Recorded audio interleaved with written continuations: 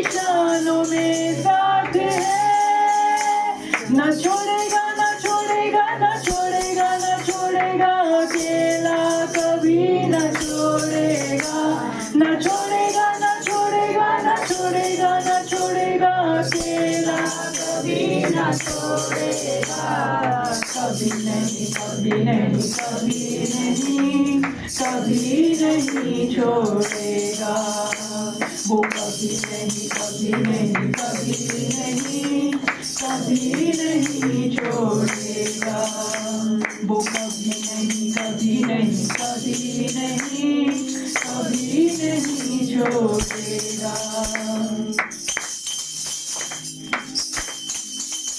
वो तन्हारा तुम्हें जिंदगी के सन्नाटों में, वो तन्हारा तुम्हें जिंदगी के सन्नाटों में, और नाउम्मीदी में और मुश्किलातों में, और नाउम्मीदी में और मुश्किलातों में, न छोड़ेगा न छोड़ेगा न छोड़ेगा न छोड़ेगा, अकेला कभी न छोड़ेगा, न छोड़ेगा न छोड़ेगा न छोड़ेगा न छोड़ेगा, अकेला कभी न छोड़ेगा, कभी नहीं कभी नहीं कभी नहीं छोड़ेगा, वो कभी नहीं कभी नहीं कभी नहीं कभी नहीं छोड़ेगा, वो कभी नहीं कभी नहीं कभी नहीं छोड़ेगा, वो कभी नहीं कभी नहीं कभी नहीं छोड़ेगा। गाँव में गीत तेरे गाँव तेरी शान में, आवाज गूंजे मेरी धरती और आसमान में, गाँव में गीत तेरे गाँव तेरी शान में, आवाज गूंजे मेरी धरती और आसमान में, तेरे दम से है ये दुनिया और कुछ भी जानू ना, तेरे दम से है ये दुनिया और कुछ भी जानू ना, सारे जग में तेरी प्रशंसा, यीशु ही जीवन यीशु ही आशा, सारे जग में तेरी प्रशंसा, यीशु ही जीवन यीशु ही आशा, तू ही सहारा तू ही भरोसा, संगीत तू ही है भाषा, तू ही सहारा तू ही भरोसा, संगीत तू ही है भाषा, सारे जग में तेरी प्रशंसा, यीशु ही जीवन यीशु ही आशा, सारे जग में तेरी प्रशंसा, यीशु ही जीवन यीशु ही आशा।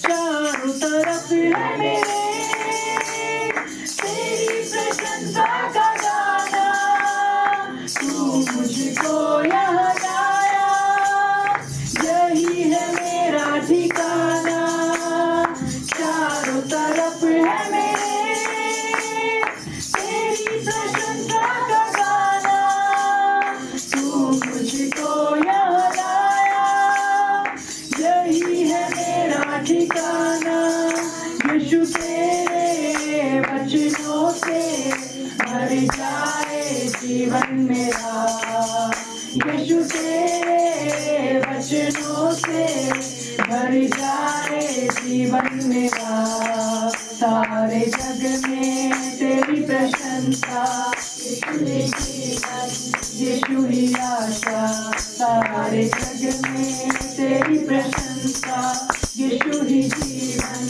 यीशु ही आशा, तू ही सहारा तू ही भरोसा, संगीत तू तू ही है भाषा, तू ही सहारा, तू ही भरोसा, संगीत तू ही है भाषा, सारे जग में तेरी प्रशंसा, यीशु ही जीवन, यीशु ही आशा, सारे जग में तेरी प्रशंसा, यीशु ही जीवन, यीशु ही आशा, यीशु ही जीवन, यीशु ही आशा, यीशु ही जीवन, यीशु ही आशा।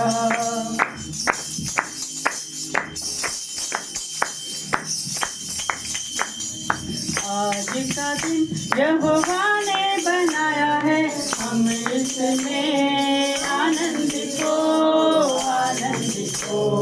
आज का दिन यहोवा ने बनाया है, हम इसमें आनंदित हो, आनंदित हो। प्रभु को महिमा मिले, चाहे हो मेरा अपमान, प्रभु को महिमा मिले, चाहे हो मेरा अपमान। वो बढ़े मैं बढ़ूं, रहे उसी का ध्यान, वो बढ़े मैं बढ़ूं, रहे उसी का ध्यान। आज का दिन यहोवा ने बनाया है, हम इसमें आनंदित हो, आनंदित हो। आज का दिन यहोवा ने बनाया है, हम इसमें आनंदित हो, आनंदित हो।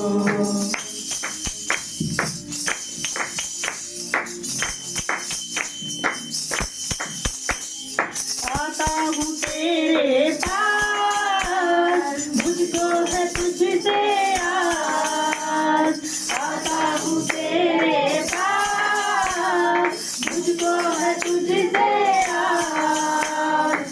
मुझको कबूल कर दे, पापों से शुद्ध कर दे, मुझको कबूल कर दे, पापों से शुद्ध कर दे।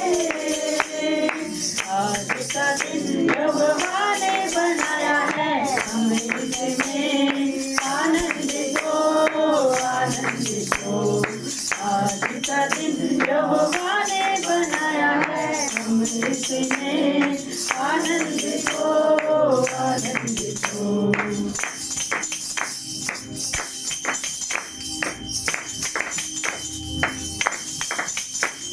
स्तुति प्रशंसा करे, चाहे कुछ होता रहे, स्तुति प्रशंसा करे, चाहे कुछ होता रहे।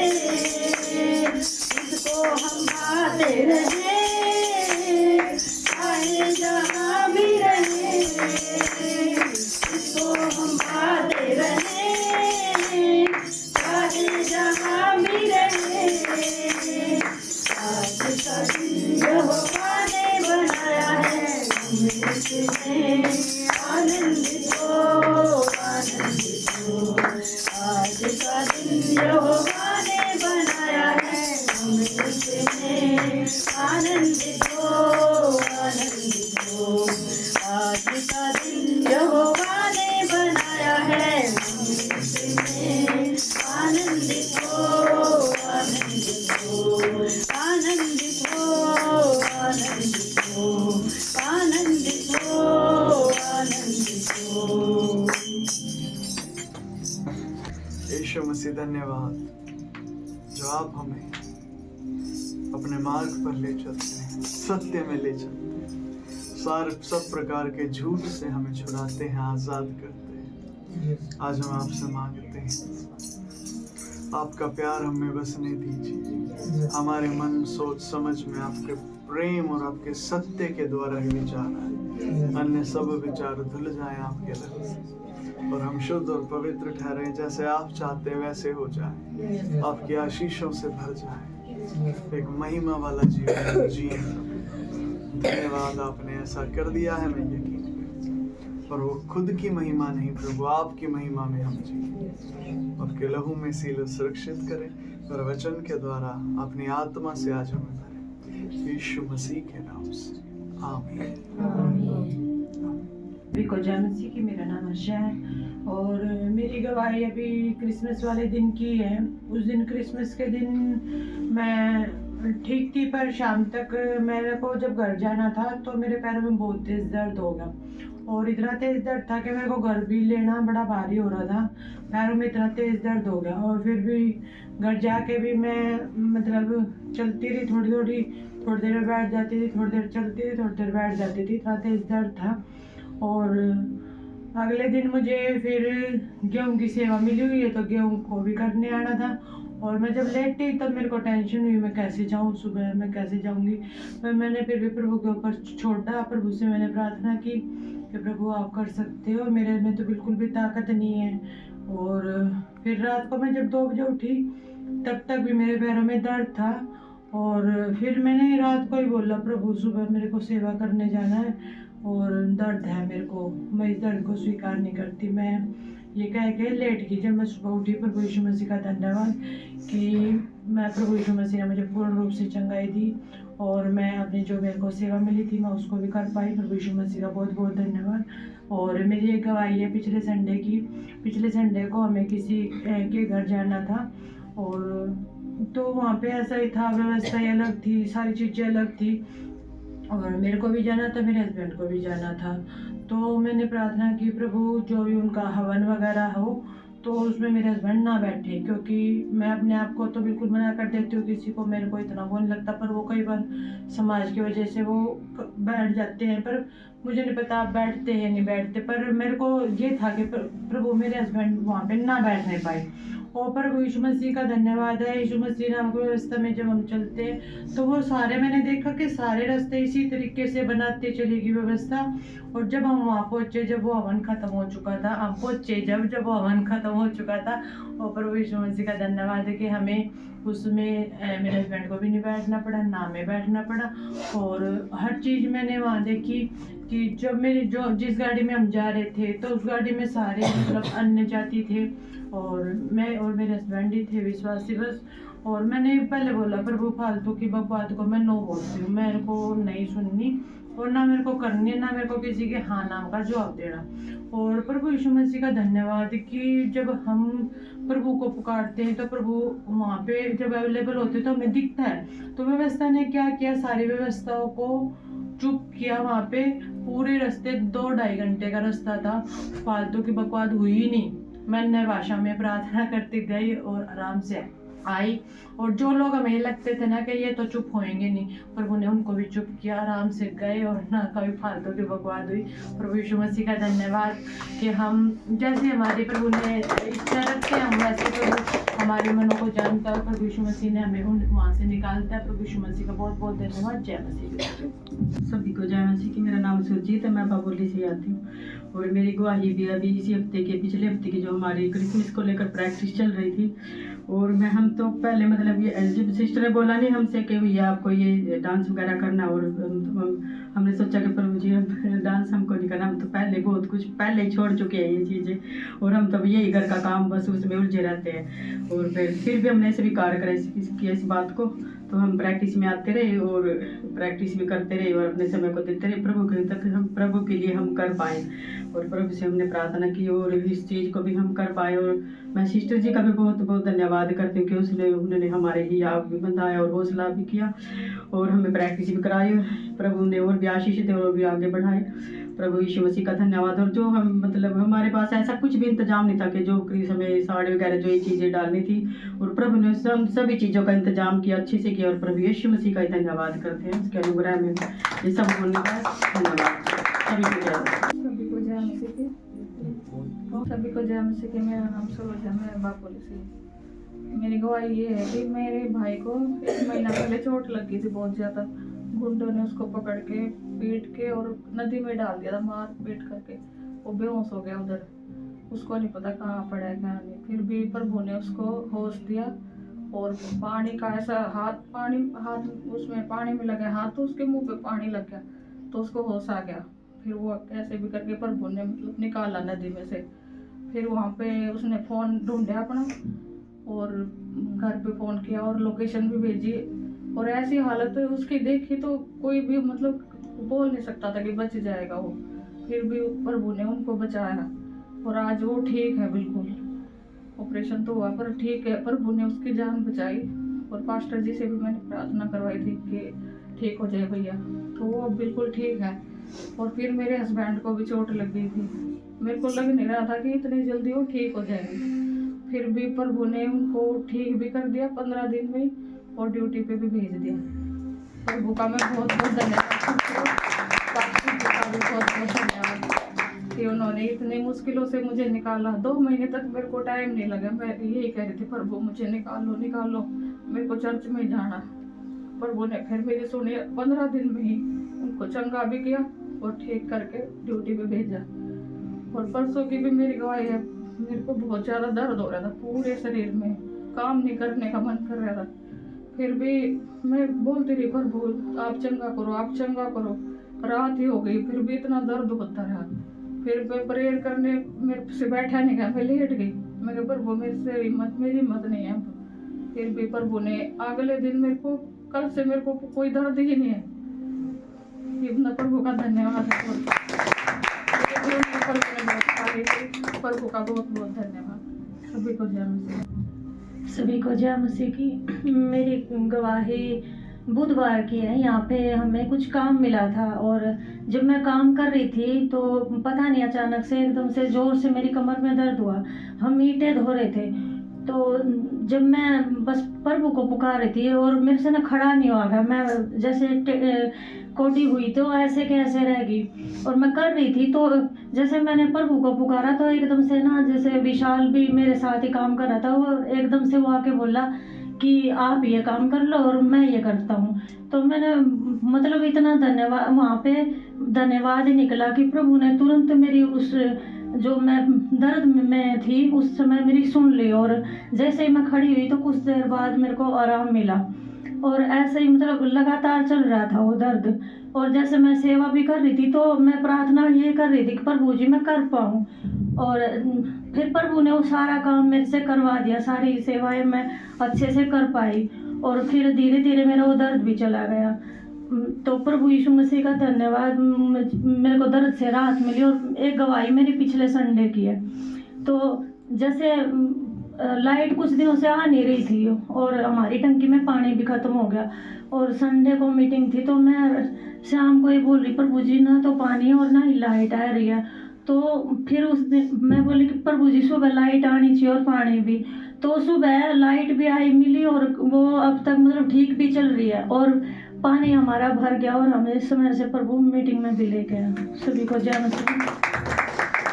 सभी को जय मसीह की। मेरा नाम शिवानी है, मैं बापोली से आती हूँ। मेरी गवाही अब की है, जैसे हम क्रिसमस के लिए गिफ्ट ले रहे थे तो हम गिफ्ट लेने गए थे मतलब शॉप पे, तो वहाँ पे मेरा पर्स मतलब गुम गया। डाला मैंने पॉलीथीन में, तो मैं घर पे आई पॉलीथीन में पर्स नहीं है। मतलब मैंने सब जगह चेक कर लिया आने के बाद, तो मतलब मेरा माइंड है ना बिल्कुल ऐसा हो गया। मैंने कहा भाई मैंने डाला मतलब पॉलीथीन में और पर्स पता नहीं कहाँ गिर गया। तो मैं थोड़ी देर तक बैठी रही, तो फिर मैंने पापा को भी बोला, मैंने कहा पापा जिस शॉप पे देख के आओ, कैमरे है भी, कैमरे वगैरह चेक करा लो भी, मेरा पर्स वहीं गिरा होगा अगर घर नहीं आया तो। बाहर तो मैं कहीं रुकी नहीं, मैं तो स्कूटी से सीधा घर ही बैठ के आई हूँ पॉलीथीन लेके। तो क्या हुआ फिर मैं बैठी रही, मैंने कहा क्या करूँ, उसमें पैसे भी थे, पर्स पता नहीं कहाँ गिर गया। मतलब मेरे को बहुत ज़्यादा टेंशन होगी। तो मम्मी बोली कि तू टेंशन मत ले, प्रभु यही मिलेगा, तेरा पर्स कहीं नहीं घूमता। तो मम्मी बोली कि प्रेयर करा ले पास्टर जी से। तो मैंने प्रेयर कराई, करवाने के बाद 5 मिनट बाद ही मेरा पर्स घर पे ही मिला बैग में, और जिसमें मैंने रखा भी नहीं था। मैं मतलब खड़ी होकर पर्स निकाला मैं कह रही, मैंने कहा मम्मी मैंने इसमें रखा ही नहीं, और पर्स मेरा घर पे ही मिला। पास्टर जी का भी बहुत बहुत थैंक यू कि मेरे लिए प्रेयर की। और सभी को जय मसीह की। सभी को जय मसीह की। मेरा नाम आदित्य है और मैं बापुल्ली गांव से आता हूँ। मेरी गवाही अब क्रिसमस डे था वो मनाया था हमने, तो उसी दिन की है।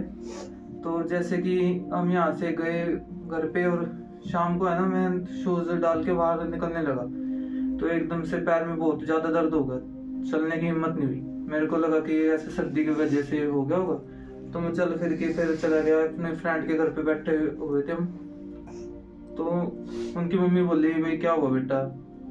मैंने कहा पैर में बहुत ज़्यादा दर्द हो रहा है, पैर रखते बिल्कुल दर्द होने लग रहा। तो वो बोलने लगी भी ये दवाई लगा ले रखी हुई है। तो मैंने बोला दवाई तो रहने दो, अभी ठीक हो जाएगा, मैं प्रेयर करूंगा बैठ के। वो बोली हो जाएगा ठीक।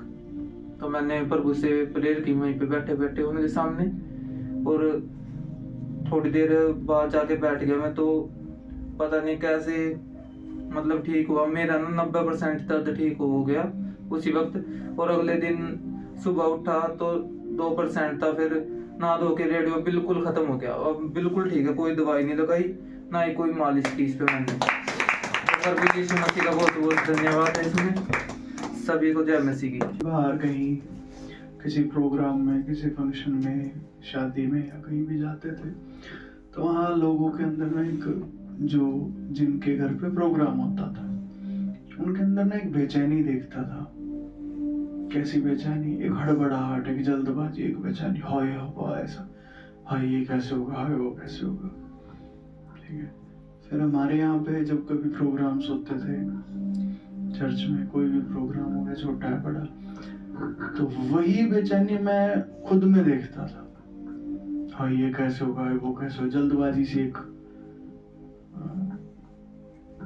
एक होती है अंदर, एक जल्दबाजी, एक डर सा, अरे कैसे होगा, पता नहीं कैसा बोझ सा, अजीब सा होता है जो मन को ना शांत नहीं रहने देता। लगता अच्छा है शुरू शुरू में, हाँ ये अच्छा है, तो होता नहीं है अच्छा। ठीक है। हमारे यहाँ एक बहन आते थे पहले चर्च में, उनका नाम था आशा। उनके अंदर मैंने बहुत ज्यादा वो चीज देखी थी। वो हड़बड़ा से जाते थे, हुआ पता नहीं, काम कर देते थे जो करना है पर हड़बड़ा के करते थे। तो वही मैं खुद के अंदर देखता था और बड़ा एक टेंशन रहती थी। और धीरे धीरे प्रभु यीशु मसीह मेरे को समझाते कि इन सब चीजों की जरूरत नहीं है, चीजें ठीक है, रिलैक्स रहो, कुछ नहीं।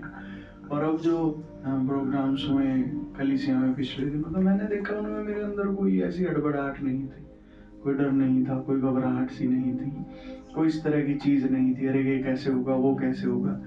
पता था अंदर एक शांति थी, हो जाएगा, कोई बड़ी बात नहीं, हो जाएगा। ठीक है। और ये पता था कि यीशु मसीह खड़े हैं तो हो जाएगा, आप शांत रहो, आपने सारा बर्डन लेने की जरूरत नहीं है, यीशु मसीह हैं, वो देख रहे हैं, आप बस जो आपको काम सौंपा गया आप वो करो, बाकी देखी जाएगी। तो मैंने इस शांति को अपने अंदर पाया है कि वो हड़बड़ाहट हट गई, जल्दबाजी, वो हड़बड़ाहट, वो डर, वो घबराहट, वो खत्म होती मैंने देखी।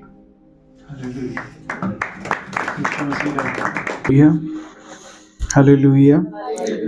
ठीक है जी, पिछली मीटिंग से किसी के कोई सवाल है तो पूछ सकते हैं, वहीं से हम आरंभ करेंगे। सामने आ सकती है आपके, और वो क्या? यहाँ लिखा है कि धर्मियों की लालसा केवल भलाई की होती है, पर कई बार हम अपनी लालसाओं को देखते वो भलाई की नहीं दिखाई देती, हमें हमारी लालसाएं ही बुरी दिखाई देती है। मान लीजिए हमें कोई काम हमारे सामने है, हम उस काम से ना जी चुरा के भागना चाहते हैं, करने के लिए मन में वो बात नहीं होती, उसे ना पीछा छुड़ा के भागने का कई बार होता है, कैसे बच जाए, कैसे छूट जाए इससे। ठीक है। फिर कई बार दूसरी ऐसी चीजों को पाने की हम लालसा करते रहते हैं जो हमारी नहीं है। ये भी हम बहुत ज्यादा अपने में कई बार देखते हैं। कई बार बुराई करने की चेष्टा होती है, किसी दूसरे के साथ ईर्ष्या होती है, गुस्सा आता रहता है किसी न किसी व्यक्ति पर, किसी चीज पर, किसी बात पर, घृणा आती रहती है किन्हीं चीजों से, किन्हीं बातों से। तो वहां पे हमें समझ नहीं आता कि हमारी लालसाएं भलाई की हैं कि बुराई की हैं, क्योंकि वहां पर बुराई दिखाई देती है सामने, हमारे अंदर तो बुराई है, हम तो बुरी लालसाएं कर रहे हैं, किसी के बारे में गलत सोच रहे हैं, गलत कर रहे हैं, कई बार खुद के लिए भी गलत सोचते हैं। ठीक है। गलत करते भी हैं, कितनी ही चीजों में हम कर देते हैं उसे सही समझ के, बाद में समझ में आता है गलती करी है। तो वहां फिर एक डाउट आ जाता है हमारे अंदर कि ये हमारी लालसाएं भलाई की कैसे है। ठीक है। फिर वो समझ नहीं आएगी बात के कैसे हमारी लालसाएं भलाई की है। हम तो भले है ही नहीं, क्योंकि भलाई हमें दिखती नहीं अपने अंदर, बुराइयां दिखती हैं। ठीक है।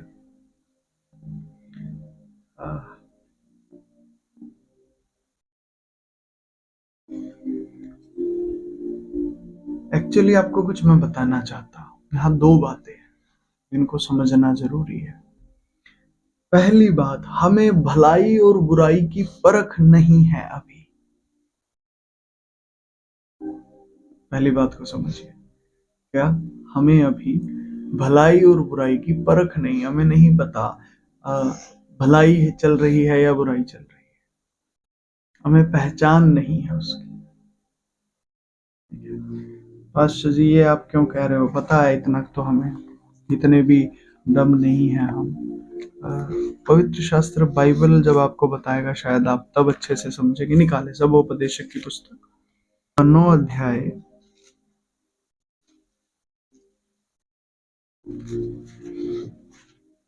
इसमें ढूंढिए कहाँ लिखा हुआ है कि हमें भले और बुरे की परख नहीं है। 8 या 9 में ही मिलेगा, 8 अध्याय में या 9 अध्याय में, बताइए कौन से वचन में।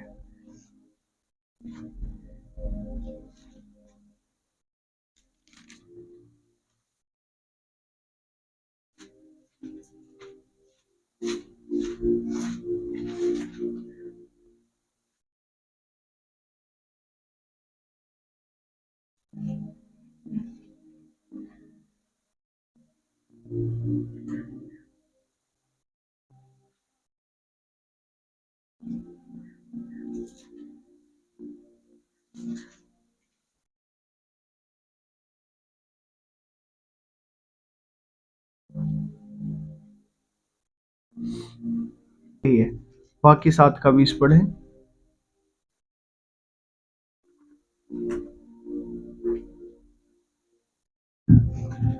निसंदेह पृथ्वी पर कोई ऐसा धर्मी मनुष्य नहीं जो भलाई ही करे और जिससे पाप न हुआ हो।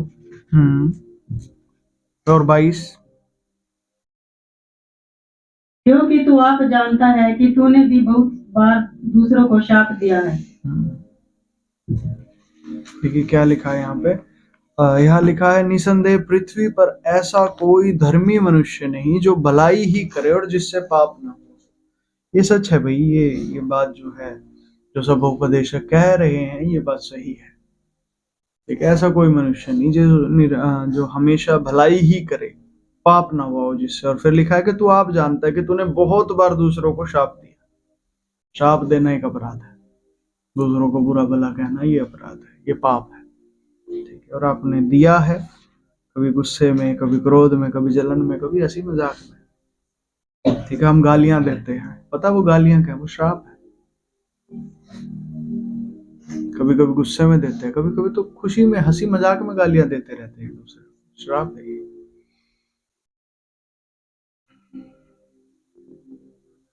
देखिए यहाँ पे वही वचन है कि मनुष्य को पता नहीं भले और बुरे का।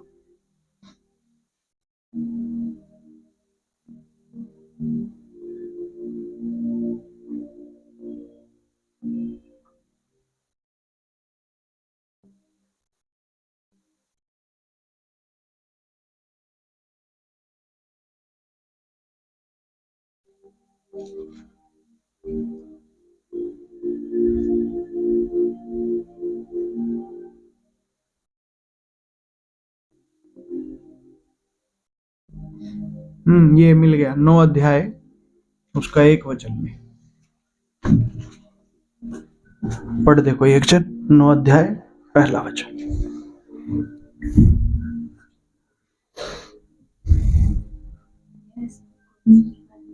इन सब बातों का भेद, यह सब कुछ मैंने मन लगाकर विचारा कि इन सब बातों का भेद पाऊं कि किस प्रकार धर्मी और बुद्धिमान लोग और उनके काम परमेश्वर के हाथ में हैं। अब सुनना, मनुष्य के आगे सब प्रकार की बातें हैं, परंतु वह नहीं जानता कि वह प्रेम है या बैर। हालेलुया। मनुष्य के आगे सब प्रकार की बातें हैं, पर वो नहीं जानता कि ये प्रेम है या बैर है। ये समझ हमारे पास भाई है ही नहीं, हमें नहीं पता चलता ये प्रेम है या बैर है। सामने तो होती है हमारे बातें, पर हम पता ही नहीं चलता ये प्रेम है या बैर है। प्रेम और बैर मतलब भलाई है या बुराई है, क्या है। परमेश्वर प्रेम है तो ये परमेश्वर की तरफ से है, या बैर जो शैतानी है, विरोधी है, पाप की और मृत्यु की ओर से है, वो तो नहीं है। ठीक है, हमें पता नहीं चलता। पास ही हमें पता चल जाता है। वो तुझे जो पता चलता है ना, वो गलत है। तो कुछ ना कुछ तो तुझे निर्णय लेना ही पड़ता है ना। मान ले तेरे सामने दोनों चीजें, तुझे पूरी समझ है या नहीं है, पर फिर भी तुझे कुछ ना कुछ तो निर्णय लेना पड़ता है कितनी बार। ठीक है, तो तू कुछ भी निर्णय लेता है, पर एक्चुअल में तुझे पता नहीं होता हर बार। कई बार किसी चीज को तू प्रेम समझ लेता, वो प्रेम नहीं निकलता, वो बेकार की बात होती है। कई बार किसी चीज को तू बैर समझ लेता, वो बैर नहीं होता, वो प्रेम होता है। कितनी बार तू गलतियां करता है। अभी पढ़ के आए हैं पीछे, ये लिखा है यहाँ पे 22 में पढ़ा था ना हमने, क्योंकि तू आप जानता है कि तूने भी बहुत बार दूसरों को शाप दिया। जिस रास्ते को तू चुनता है, जिस रास्ते को तू चुनता है, बैर है या प्रेम है तुझे नहीं पता। तूने जैसे ही गलत रास्ता चुना तो तेरे से पाप होंगे फिर वहां पे उस रास्ते पे, क्योंकि तूने जो चुना है, उस चुनाहट में, उस व्यवस्था को जिसको तूने चुना है, एक मोड़ पे आके वो व्यवस्था तुझसे वही पाप करवाएगी जो उसमें है। कितनों को ये बात समझ आ रही है? देखो थोड़ी सी मुश्किल है पर समझिएगा। हमारा एक डायग्राम था जिसमें चित्र बना था, और वो कैसे उसमें व्यवस्थाओं को दिखाया था, ऐसे ऐसे ऐसे ऐसे ऐसे बहुत सारी व्यवस्थाएं। मैं देखता हूँ, मिल गया तो आपको दिखाता हूँ। चित्र 14 जी।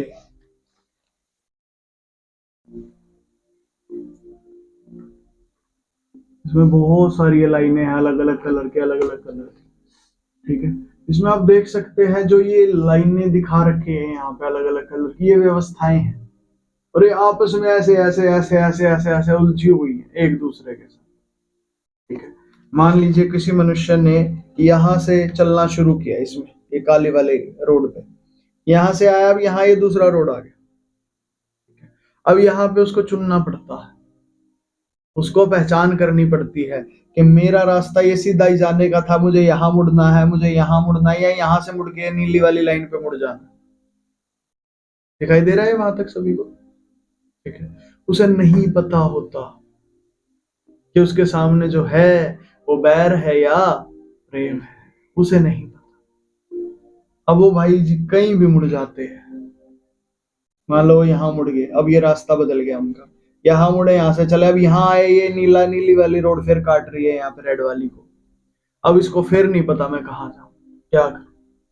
ठीक है, वो कभी सीधा निकल जाता है, कभी नीले वाले पे मुड़ जाता है, कभी यहाँ मुड़ जाता है, वो कहीं भी मुड़ जाएगा। मान लो यहाँ मुड़ गया, फिर वो लाल पे टकरा गया, अब फिर उसे नहीं पता कहाँ जाना, क्या करना। बार बार ये चुनाव आपके आते रहते हैं और आपको खुद नहीं पता चलता आप किस रास्ते कहाँ चले जाते हैं।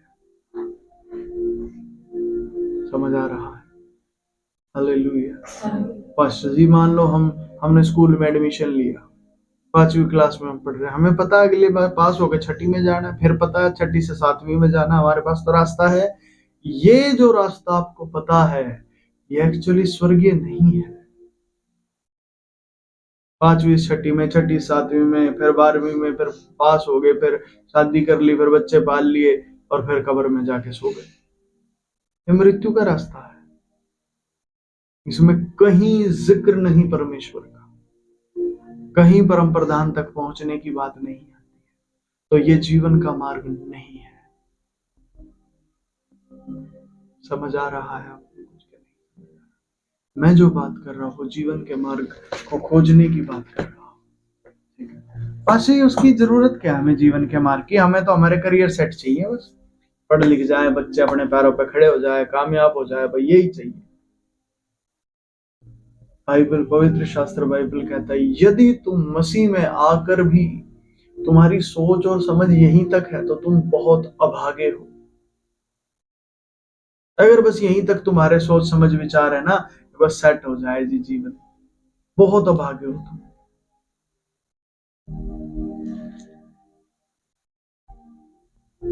क्योंकि तुमने परमेश्वर जो तुम्हारे सामने इतना बड़ा ही एक एंटाइटी है, परम प्रधान परमेश्वर, तुम उसे पा सकते हो। उसे छोड़ के तुम ये छोटी मोटी चीजों के पीछे पड़े हो।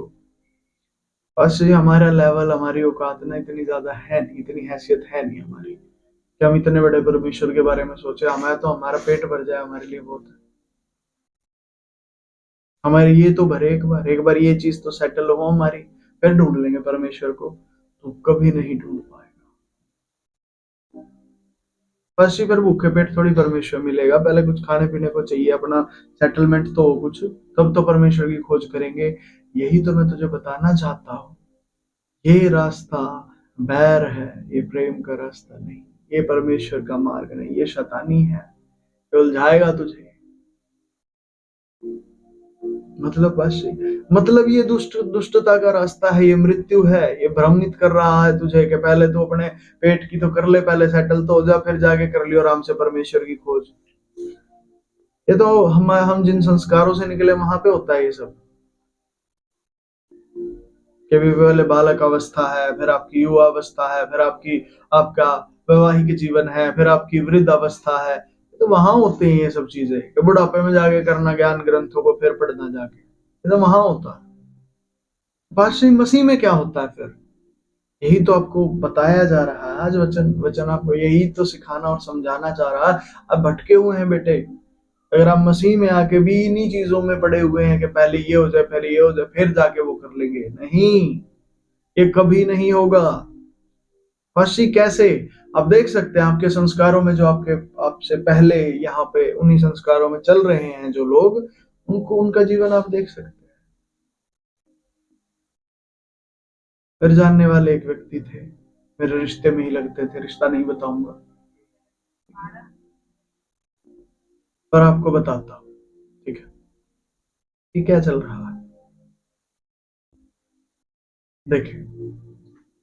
मेरे एक जानने वाले थे, वो बड़े अच्छे, संसार में बड़ा उन्होंने वैल्यू कमाई, उनके बारे में कहने को ये बातें सुनने में आती थी। ये सारे मैसेज रिकॉर्ड होते हैं, और मैं कभी कभी सोचता हूँ मेरे परिवार के लोग जब कभी आएंगे, पक्का आना है उन्होंने, मसीह में सब ने आना है, परमेश्वर का वचन है, वो तेरे द्वारा तेरा घराना उद्धार पाएगा। और वो आएंगे और ये मैसेजेस सुनेंगे, फिर उनको याद आएगा, भाई ये पंकज तो हमें याद करना छोड़ता ही नहीं था, तो उस टाइम भी जब हमने इसको छोड़ दिया था तब भी ये हमें याद करता रहता। तो वो उनके बारे में ऐसा उनकी एक कहावत थी, फेमस थी उनके बारे में। उनके एग्जाम के टाइम थे, पढ़ाई करनी थी, पर वो त्योहारों का भी कुछ टाइम था, कुछ था वहां पर समय, लोग आ रहे थे जा रहे थे, उसकी उनकी पढ़ाई डिस्टर्ब हो रही। उन्होंने क्या किया, अपना सिर मुंडवा लिया, गंजे हो गए, कमरे में बंद कर लिया। अब कोई कुछ कहता, देख बेटे तेरा ये आ रहा, तेरा वो आ रहा, मैं गंजा हूं, मैं नहीं जाता, जा दुकान से ये लिया, मैं गंजा हूं, मैं नहीं जाता। सिर मुंडवा लिया था ताकि मैं पढ़ सकूं, और वो पढ़ पढ़ के बड़ा मुकाम हासिल भी किया उन्होंने, ऐसा नहीं कि नहीं किया, हासिल किया, बड़े अच्छे पद तक गए, बहुत कुछ पैसा भी कमाया, इज्जत भी थी उनके पास, नाम भी था। मैं एक बार उनके पास गया हुआ था, तो उनके ऑफिस के लोग, वो उस दिन छुट्टी पे थे या कुछ थे, ठीक है, बड़े सरकारी अच्छे पद पे थे, वो छुट्टी पे थे, हमारे साथ हम लोग घूमने गए हुए थे, तो मॉल में हम लोग गए थे। तो सरकारी दफ्तर से, सरकारी ऑफिस से लोग उनके उठ के आ रहे हैं, उनके मॉल में उनके साइन करवाने के लिए आ रहे हैं, मतलब इतना बड़ा उनका पद था। और यही प्लान्स होते हैं, उनके भी थे। रिटायरमेंट के बाद भाई मैं भी ईश्वर को खोजूंगा, शरण में बैठूंगा, सारी जद्दोजहद की जिंदगी से विश्राम पाऊंगा। घर बनवा लिया उन्होंने, पैसे लगा के गांव में घर बनवा लिया, और एक दिन अचानक न्यूज आती है वो एक्सपायर हो गए। घर बनवाया था ना, उसमें रह पाए ना, उसमें आ पाए। दिन में 2 बार ब्रश करते थे, और कोई भी उनके पास जाता तो उसको सिखाते थे 2 बार ब्रश किया करो। हम 1 बार सीखा था हमने करना, 1 बार कर लो वो बतेरा, वो 2 2 बार करते थे, नहीं बुढ़ापे में दांत टूट जाएंगे, खराब हो जाएंगे, बुढ़ापा ही नहीं देख पाए। वो दिन देख ही नहीं पाएगा। ये मृत्यु का रास्ता है बेटे। आप चाहे जितनी जद्दोजहद कर लो, जितना कुछ कर लो, नहीं प्राप्त कर सकते। एक बार सेटल हो जाए फिर जाके कुछ करें, कुछ नहीं कर सकते आप, क्योंकि जितना आपके पास है उतना ही है। उसे या तो परमेश्वर की खोज में लगा लो, या फिर अपने ऐशो आराम की खोज में लगा। अपने राज्य की खोज कर लो या परमेश्वर के राज्य की खोज कर लो। ये नहीं हो सकता। पहले अपने राज्य की खोज करो, पहले अपना राज्य स्थापित करो, फिर अपने राज्य में आराम से बैठ के परमेश्वर को ढूंढेंगे। नहीं हो सकता। बस ये क्यों नहीं हो सकता? हम करके दिखाएंगे। तेरे जैसे बहुत आए जो उनसे करके दिखाने के चक्कर में जिन्होंने अपने पैर पे खुद कुल्हाड़ी मारी, बहुत आए। तुझे ही तो लगता है ये तू कर लेगा। तू कर क्या सकता है? तेरी वो बात है नहीं भाई। तू परमेश्वर से नहीं लड़ सकता, तू व्यवस्थाओं से नहीं लड़ सकता। जो व्यवस्था है मृत्यु की, तू उसमें जीवन कैसे ढूंढ लेगा? जीवन है ही नहीं। नहीं जो ढूंढने वाले भगवान को ढूंढ लेते हैं। कैसे ढूंढ लेते हैं ढूंढने वाले? आज तक तो नहीं मेरे को मैंने देखा किसी को भगवान को ढूंढ लिया किसी ने। फालतू की बात है, ऐसा नहीं होता। तो बस ईश्वर ने हम पे खुद को हम पे अपनी मर्जी से प्रकट किया है। हम तो उसे ढूंढते भी ना थे। हम कहाँ ढूंढते थे उसे? वो अपने आप आ गया हमारे जीवन में। अपने आप उसने दया की, हमें नाम लेकर बुलाया, हमें चुना, हमें अपने पास बुलाया। ये उसकी करुणा हुई है। हम नहीं ढूंढते थे उसे। कराते जरूर थे, उसके नाम को श्राप जरूर देते थे। तो नहीं ये क्या कर दिया, वो क्या कर दिया, कैसी जिंदगी दे दिया, कहाँ फंसा दिया। ढूंढते नहीं थे। ऐसा नहीं हुआ कि हमने ढूंढा और फिर उसे पाया। नहीं, उसकी दया और उसकी करुणा हम पर हुई। अब वो हमें सिखा रहा है, बेटे परमेश्वर के राज्य और धर्म की खोज करो, सीखो। तुम्हें आता नहीं है। तुम्हें ये लगता पहले अपने राज्य को स्थापित कर ले फिर उसकी खोज होगी। नहीं हो सकता। तुझे उसकी खोज के लिए अपने राज्य को छोड़ना और त्यागना होता है।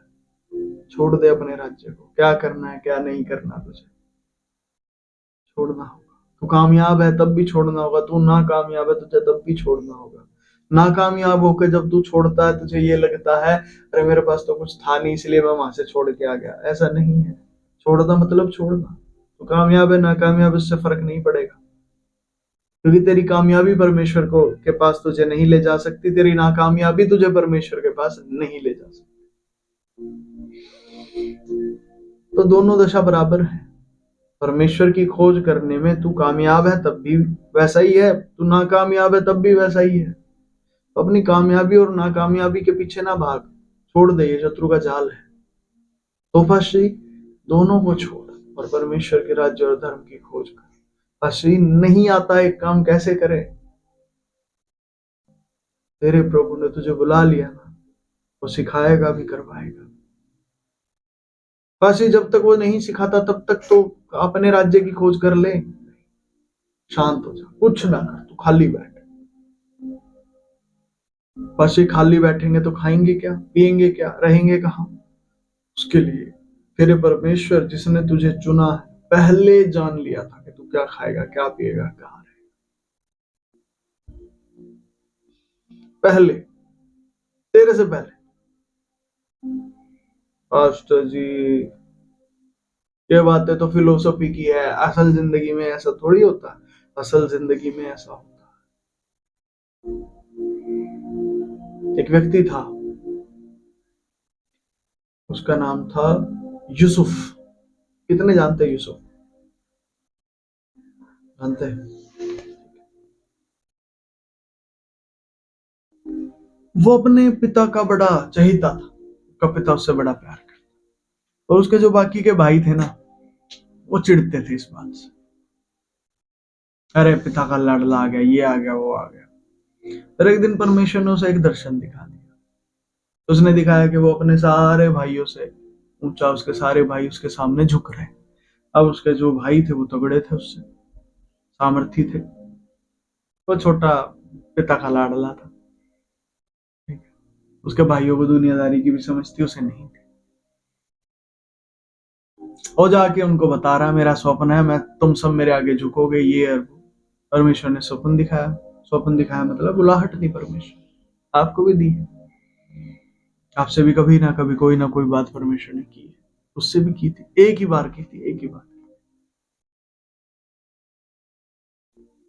जब परमेश्वर उसे बुला रहे थे, आपको क्या लगता, परमेश्वर को नहीं पता उसमें समझ है कि नहीं? क्या लगता, परमेश्वर को नहीं पता था? पक्का? या परमेश्वर ने जब बुला लिया फिर परमेश्वर सोच रहा है अरे किसको बुला लिया, इसको तो कुछ अकल नहीं? ऐसा हुआ होगा परमेश्वर के साथ।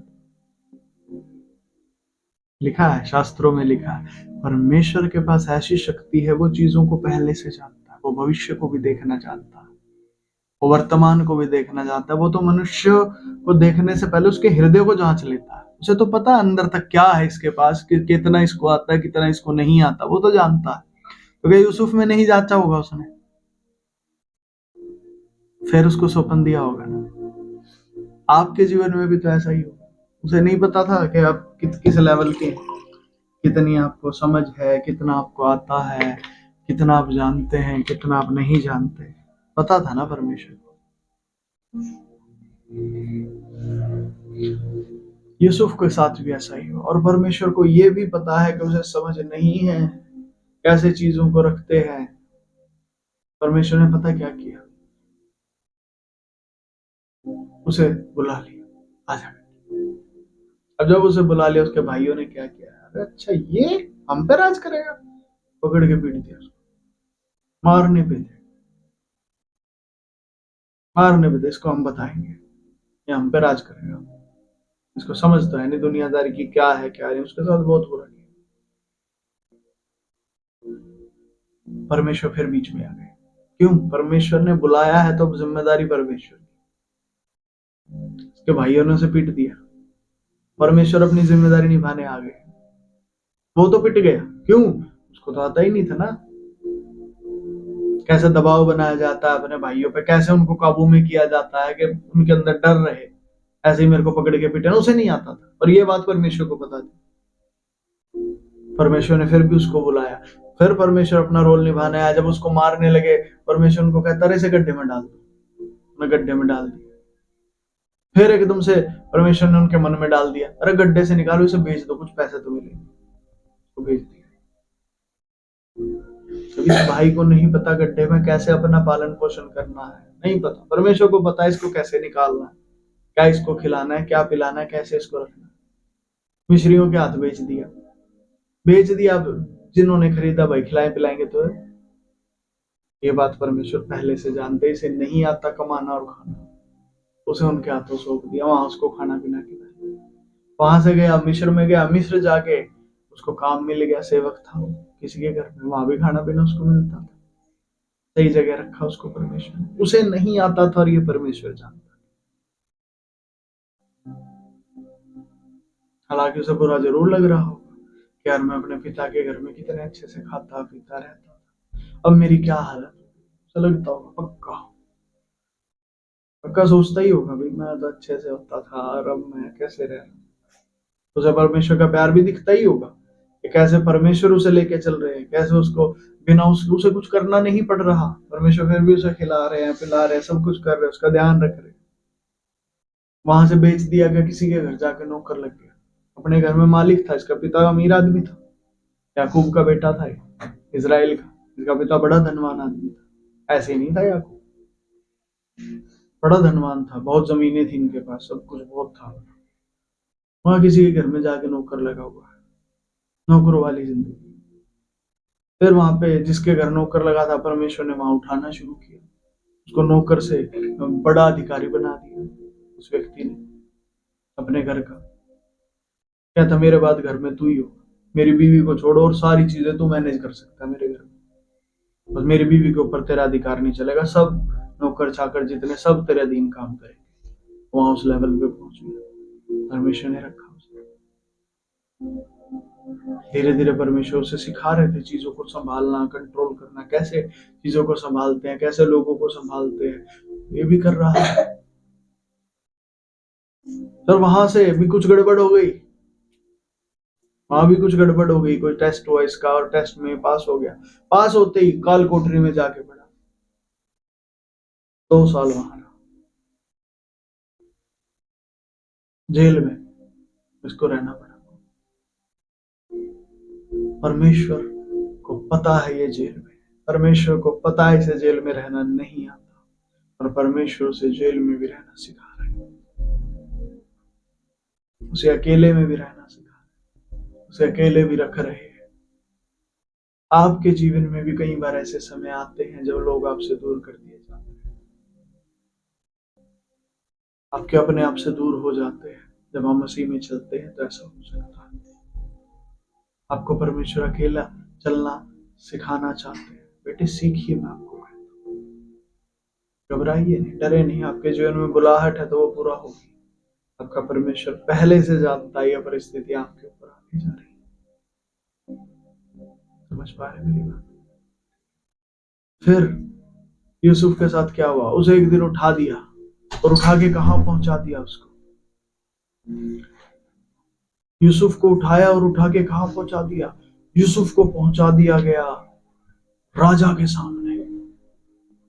और राजा के सामने पहुंचा, और राजा के सामने पहुंच के क्या हुआ यूसुफ का? राजा यूसुफ को कहता है, भाई अब से मिस्र देश में सबसे बड़ा तू। पूरे देश में उसको सबसे बड़ा पद दे दिया। कहां वो अपने पापा का दुलारा था, प्रॉपर्टी थी, कोई एक बड़ा अमीर घराने से था, और अब उससे बड़े पद पे परमेश्वर ने उसे रख दिया। पूरे देश का प्रधानमंत्री उसे बना। ये आपके परमेश्वर को पहले से पता है उसे आपको कहां रखना है, कहां से आपको निकाल रहा है वो जानता है, वो किन हालातों में आपको रख रहा है वो जानता है। उसे पता है कि आपको करना नहीं आता है, और उसे यह भी पता आपको क्या करना आता है, और उसे यह भी पता आप क्या करना सीख सकते हैं। यूसुफ के लिए पता था उसे इसे क्या करना नहीं आता, फिर भी परमेश्वर ने दर्शन दिया है। परमेश्वर को पता था इसे नहीं आता भाइयों के साथ डील कैसे करते हैं, ये जाके भाइयों के सामने अपनी बड़ाई मारेगा और भाई इसको पकड़ के पीटेंगे। पता था परमेश्वर को। आपके जीवन में परमेश्वर को पता आपको क्या आता है और क्या नहीं आता। He knows। आप डर जाते रहे, प्रभु हमें नहीं आता, आप क्यों इतना हमें समझ रहे हैं, हम नहीं है वो उस लेवल के। आपको लग सकता है, कई बार आपको ये लगे यार प्रभु हमारा तो लेवल बहुत बड़ा था, आपने तो हमें तुच्छ कर दिया, प्रभु आपने हमारा लेवल नहीं समझा। परमेश्वर को आपका लेवल पता है, क्या लेवल पे है, कितनी आपकी हैसियत है, कितनी आपकी सोच समझ का लेवल है, कितनी आपकी इंटेलिजेंस है, वो जानता है। आपको लगता है हमें तो निचले पद पे बिठा दिया परमेश्वर। अरे परमेश्वर ने बिठाया है ना। यूसुफ भी बड़े अमीर घराने से था ना, गड्ढे में फेंका ना, बिकवाया ना मिस्रियों के हाथ, जेल में भी रखा ना, किसी के घर में नौकर भी रखा ना। परमेश्वर को तो जी पता नहीं था वो कितने बड़े बाप का बेटा था, क्या वो नौकरी वाले ये काम करेगा छोटे छोटे। परमेश्वर को पता है वो बड़े बाप का बेटा तो है, पर उसके अंदर क्या है, वो कितना जानता है, चीजों को कितना समझता है, कितना संभालना जानता है, परमेश्वर जानते हैं, और इसलिए उसकी काबिलियत को बढ़ाना चाहते हैं। इसलिए उसको ऐसी जगहों पर रखा है परमेश्वर ने, क्योंकि उसके अंदर उसकी काबिलियत को परमेश्वर निखारना चाहते हैं। परमेश्वर ने देखा उसके अंदर क्या काबिलियत है, जो भी निखरी नहीं है उसे निखारना चाहते हैं परमेश्वर। आप समझ रहे हैं मेरी बात? परमेश्वर उसकी काबिलियत को निखारना चाहते हैं, और जब उसकी काबिलियत निखरेगी, परमेश्वर को पता है अब इसे कहां रखना। काबिलियत को निखारा यूसुफ की, और उसे मिस्र का प्रधानमंत्री बना। इतिहास है ये, पढ़िए इतिहास। ऐसा हुआ है, यूसुफ नाम का एक व्यक्ति था जिसके साथ ऐसा हुआ था। सिर्फ बाइबल नहीं, और भी पुराना मिस्र का इतिहास पढ़िए, वहां का कोई प्रधानमंत्री था क्या यूसुफ नाम का, वो इतिहास आपको बताएगा था ऐसा व्यक्ति। उसकी पूरी कहानी इतिहास दोहराएगा। ऐसा हुआ है। ये आपका परमेश्वर है, वो जानता है वो क्या कर रहा है। आप ये ना समझिए अपने जीवन में क्या हो गया हमारी जिंदगी को। ये दिन आते हैं, अच्छी हम कैसे विश्वास कर ले परमेश्वर हमारे साथ है। यूसुफ ने कैसे विश्वास किया कि परमेश्वर उसके साथ है। उसके भाई उसे पकड़ के गड्ढे में डाल रहे हैं, मरने के लिए उसे छोड़ दिया, वहां पे उठा के बेच दिया उसको। यूसुफ को कैसे दिल टूटा होगा। अरे मुझे ऐसे बेच रहे जैसे इनका नौकर हूं मैं, इनका संगी भाई हूं, जितनी प्रॉपर्टी पर अधिकार इनका मेरा भी उतना ही है, और बल्कि मेरा ज्यादा होगा क्योंकि पिता मुझसे प्यार करता है। इतना गुस्सा आया हुआ उसको, इनकी हिम्मत कैसे हुई मुझे ऐसे गलत तरीके से देखने की, गलत तरीके से बेच दिया मेरे को, फेंक दिया मेरे को उठा के। उसको कैसे लगा होगा कि परमेश्वर मेरे साथ हो। सोचता अगर परमेश्वर मेरे साथ होता तो ऐसा कभी ना होता। आपके साथ भी ऐसा ही होता है। आप जब अपनी एक्सपेक्टेशन से निचली जगहों पर होते हैं, आपको लगता है अरे परमेश्वर मेरे साथ नहीं है। मैं कहता हूं परमेश्वर के विषय में यदि आप बाइबल में पढ़ेंगे तो आप जानेंगे वो वायदा करके मुकरने वाला परमेश्वर नहीं। एक बार अगर उसने वायदा कर दिया, एक बार कोई वचन अपना दे दिया, वो पूरा करके हटता, उसकी हर बात पूरी होती है। कुछ भी है, चाहे वो छोटी बात कही है उसे पूरा करेगा, बड़ी कही है उसे पूरा करेगा। मैंने देखा है, मैंने देखा अपने जीवन में। जब मैं अपनी व्यवस्था में कभी प्रभु मुझे बोलते हैं बेटे अपनी व्यवस्था में खड़ा हो जा, मैं देखता हूं सामने परिस्थिति ना असंभव है, हो ही नहीं सकता। और प्रभु मुझे क्या कहता है, तू बस आके अपनी व्यवस्था में खड़ा हो जा और देख मैं कैसे करता। और फिर मैं देखता हूँ असंभव परिस्थिति को बदलते हुए, उसे संभव होते हुए मैं देखता हूँ कैसे चीजें पलट जाती है। और ये मेरी सोच के अनुसार नहीं होता। मैं सोचता हूं ऐसा होगा, वैसा नहीं होता कभी, कुछ अलग होता है, कुछ अलग होता है। मेरी सोच के अनुसार नहीं होता, कुछ अलग हो जाता है। फिर समझ आता है ये तो परमेश्वर की सोच के अनुसार हुआ। बाद में वो बात समझ आती है, हाँ ऐसे हुई। ओह, फिर मैं देखता हूँ प्रभु आप कितने महान हैं। और मुझे कुछ करना नहीं पड़ा, मैंने सिर्फ उतना माना जितना प्रभु ने मुझे कहा। मैंने सिर्फ प्रभु की सुनी और खड़ा हो गया अपनी व्यवस्था। आपके लिए भी कई बार, कितनी ही बार ऐसी चीजें आपके सामने आएंगी प्रभु के साथ चलते हुए। मेरे प्रिय, पवित्र आत्मा आपको कुछ बात कहेगा, मैं कहता हूं चुपचाप मान लेना। समझ नहीं आएंगी, मान लो। समझने का इंतजार ना करना पवित्र आत्मा की बात का, वो तो बाद में समझ में आएंगी। कई बार बातें, कई बार चीजें बाद में समझ में आएंगी कि आपको पवित्र आत्मा कैसे लेके चल रहे थे। कई बार मेरा बहुत कुछ करने का मन होता है और मैं पूरी तैयारी कर लेता हूँ, सब कुछ कर लिया, और आखिर में पवित्र आत्मा आके कहते हैं तैयार होने के बाद, अरे शांत बैठ। आपको यकीन करना मुश्किल होगा, मैं शांत बैठ जाता हूँ, कुछ नहीं करता। और जब मैं कुछ नहीं करता, मैं परमेश्वर को करते हुए देखता हूँ। मैं देखता हूँ मेरे जीवन में परमेश्वर कैसे कर रहे हैं। जब तक मैं कर रहा हूं मैं खुद को ही देख पाऊंगा, और जब मैं रुक गया, अब मैं परमेश्वर को करते हुए देखता हूं। मसीह के साथ जीवन ऐसा है बेटे, वहां सब कुछ आप नहीं करते, वहां आपका परमेश्वर आपके लिए करते हैं। आमीन, आमीन, हालेलुया, हालेलुया। ठीक है जी, तो अब आते हैं वचन पे दोबारा वापस। जो हमने शुरू किया था वो क्लियर हो जाएगा, वो अच्छे से समझ आएगा। धर्मियों की लालसा तो केवल भलाई की होती है। हमें तो बुराई दिखाई देती है, पर एक्चुअली आप समझ नहीं पाते हैं कि ये भलाई है कि बुराई है बेटे। इतनी समझ नहीं है। पास्टर हम क्या करें? इस बात को मान ले, स्वीकार कर ले कि तेरी हर लालसा भलाई की है। भले ही तुझे बुराई दिख रही है, भलाई है। हालेलुया। भले ही बुराई दिखे तुझे, भलाई निकलेगी। होने दे एक बार उस काम को, वो होगा और भलाई तुझे दिखाई देगी। आमीन।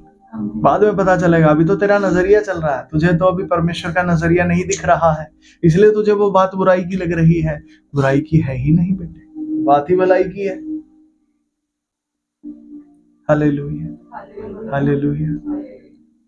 मैं जब अपने घर को छोड़ रहा था और उस समय बहुत सारे मेरा नजरिया मेरे सामने आ रहा था, दुनिया का नजरिया मेरे सामने आ रहा था।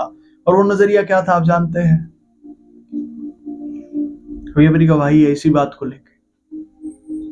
और नजरिया क्या आ रहा था मेरे सामने? सबको ये लग रहा था, अरे मेरे सामने, मेरे मन में बात आ रही थी कि लोग क्या सोचेंगे, अरे ये तो प्रभु यीशु मसीह में है तो भी इनके घर का झगड़ा शांत नहीं हुआ। जब इनके घर में शांति नहीं है, हमें क्या शांति देंगे ये? जब इन्हीं का खुद का घर टूट गया है। सब लोगों की सोच यही, मेरे मन में भी यही बातें आ रही है। और प्रभु मुझे पता क्या कह रहा है, होने दे, कुछ ना कर। और जब प्रभु ने मुझे कहा होने दे, मैं भी शांत हो गया, होने दिया। जब मैं अपने पिता के घर को छोड़ के निकल रहा था, मैंने होने दिया, शांति से बैठा रहा। पवित्र आत्मा ने फिर अपना नजरिया समझाया। और क्या प्रभु, पहले एक कलीसिया थी, फिर 2 हो गई। हालेलुया, ये बढ़ोतरी हुई है। पहले एक जगह प्रभु की आराधना होती थी, अब 2 जगह प्रभु की आराधना होती है। परमेश्वर का नजरिया आपके नजरिए से बहुत बड़ा है, बहुत ऊंचा है। पहले हमारी सिर्फ एक प्रॉपर्टी थी, अब 2 है। Hallelujah, hallelujah.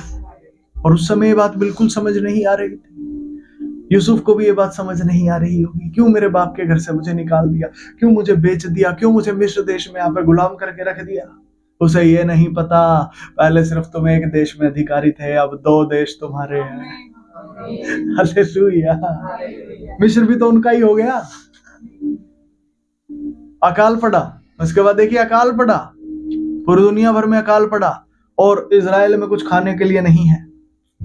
कनान देश जहां वो रहते कुछ खाने के लिए नहीं है, सारा खाना मिस्र में है।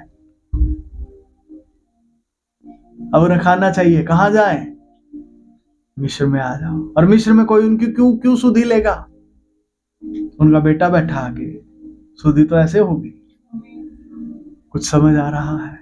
परमेश्वर की योजना बहुत बड़ी है, वो बहुत बड़ी है। प्रभु ने फिर समझाया, ये जो आपके घर अलग हुए हैं, ये कोई बुरी बात नहीं है, तो अच्छी बात है। कैसे पास एक फूल उगा, उसमें बीज होते हैं बहुत सारे, वो बीज फिर गिरते हैं, फिर और फूल बन जाते हैं। ये अच्छी बात है, बुरी बात है? अच्छी। और उस समय क्या लिखता, अरे बीज फूल में से अलग हो गया, ओ बड़ा नुकसान हो गया। ऐसा कुछ नहीं होता। ये तो फलों और फूलों और पृथ्वी में भर जाओ। और सिर्फ ऐसा ही कहाँ हुआ, अब देखिए और क्या हो गया। पहले 1 से 2 जगह हुई प्रार्थनाओं की, अब यहाँ पे कितनी केरसल चल रही है? 10 जगह पे केरसल है, 10 घरों में। अब सोचिए 10 घरों में प्रभु की प्रार्थना होती है। ये है आपका परमेश्वर, वो जानता है वो क्या कर रहा है, वो जानता है वो क्या कर रहा है। Hallelujah, hallelujah. आपको समझ नहीं आएंगे, उनके नजरिए को समझना जरूरी है। इसलिए लिखा, धर्मियों की लालसा केवल भलाई की होती है। आमीन, हालेलुया। ये है परमेश्वर। इसलिए आपको कितनी बार भी लगे कि आप गलत सोच रहे, गलत होने दीजिए, पवित्र आत्मा की सुनिए, प्रभु के पास जाइए, पवित्र आत्मा जी आप बताइए क्या है मामला। आपको मामला समझ नहीं आएगा। आप कई बार क्या चाहते हैं, जो मैं समझ रहा हूं उसके अनुसार प्रभु मुझसे बात करे। प्रभु नहीं करेंगे। प्रभु आपसे वो बात करेंगे जो एक्चुअल है, जो हकीकत है। आपसे हकीकत में बात की जाएगी। फालतू की बातें प्रभु नहीं करते। और आपको भी वो चाहते हैं कि इन फालतू की बातों से निकल आ बेटे बाहर, छोड़ दे इन सबको। आमीन, हालेलुया। ठीक है जी, आप समझ आइए बात। धर्मियों की लालसा केवल। अब अगर कोई बाद में कहे, यूसुफ क्या जरूरत थी तुझे अपने भाइयों को ये सब बताने की, मुझे ये सौंपना है, फलाना सौंपना है, मैं तुमसे ऊपर हो जाऊंगा, ना बताता तो बच जाता तू गड्ढे में गिरने से। उस टाइम पे ये बात कह सकते थे, अब नहीं कह सकता कोई, क्योंकि वो पता अगर वो नहीं बताता, ना उसके भाई गड्ढे में डालते, ना उसके भाई उसे बेचते, ना वो मिस्र का प्रधानमंत्री बनता, ना यूसुफ का नाम इतना महान होता। परमेश्वर बड़ी पिक्चर देखता है, आपका नजरिया छोटा होता है। इसीलिए परमेश्वर पर विश्वास कीजिए, जो कह रहा है उसे मानिए अपने जीवन। हालेलुया। पड़ोसी को बोलो, परमेश्वर की बात मानना सीखो।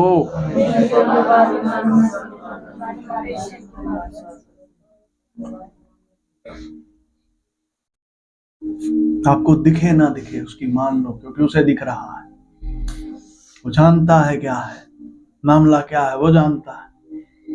Hallelujah, hallelujah. ध्यान दीजिए, अगला वचन पढ़ते अब 24। अब ये वचन आराम से समझ आ जाएगा। पढ़े नीति वचन 11 का 24। ऐसे हैं जो छितरा देते हैं तो भी उनकी बढ़ती ही होती है, और ऐसे भी हैं जो यथार्थ से काम देते हैं, कम देते हैं, यथार्थ से कम देते हैं, और इससे उसकी उनकी घटती ही होती है। Hallelujah, hallelujah. देखिए क्या लिखा है। आइए प्रार्थना कर लेते हैं। प्यारे प्रभु जी, आपके वचन के द्वारा आज कलीसिया आशीषित हो, हम सब आशीषित हो प्रभु, यीशु मसीह के नाम से, आमीन। ऐसे हैं जो छितरा देते हैं तो भी उनकी बढ़ती ही होती है। हम सब ने क्या नियम सीखा? बचाओ बचाओ बचाओ बचाओ, इकट्ठा करो, बढ़ जाएगा। ये नियम सीखे। परमेश्वर कुछ नियम बता रहे हैं। वो कहता है ऐसे लोग हैं जो छितरा देते हैं तो भी उनकी बढ़ती होती है।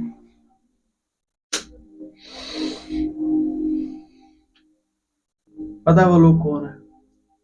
जो परमेश्वर की बुद्धि के अनुसार छितरा देते हैं, जो अपने धन को परमेश्वर की बुद्धि के अनुसार खर्च करते हैं।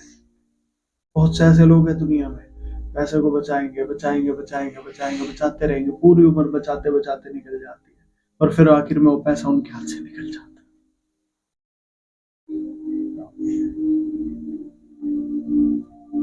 और ऐसे हैं जो परमेश्वर की मर्जी के अनुसार उस धन को खर्चा करते हैं। जहां प्रभु दिखाता है वहां वो खर्चा करते हैं। जहां प्रभु दिखा देते हैं, अच्छा यहाँ करना वहां कर देते हैं, वहां करना वहां कर देते हैं, ऐसे करना ऐसे कर देते हैं, और उनकी बढ़ती होती है। वो बढ़ते चले जाते हैं, बढ़ते चले जाते हैं, वो कम नहीं होता, बढ़ते हैं। ऐसे क्या सच में ऐसे लोग होते हैं? जी हाँ। और आपको जानकर बड़ी हैरानी होगी, वो लोग वो होते हैं जिनको परमेश्वर ने बुलाहट दी है। जिनको परमेश्वर बुलाता है,